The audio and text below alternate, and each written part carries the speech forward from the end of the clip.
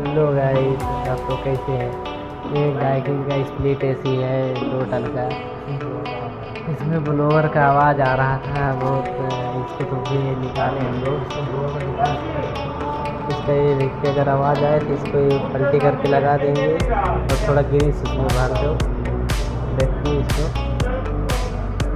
देखो इसका पलटी कर देने का, पलटी करके इससे ग्रीसिंग करके वापस से लगा देंगे तो आवाज़ नहीं करेगा। अगर मोटर में आवाज़ करे तो यही प्रॉब्लम होता है।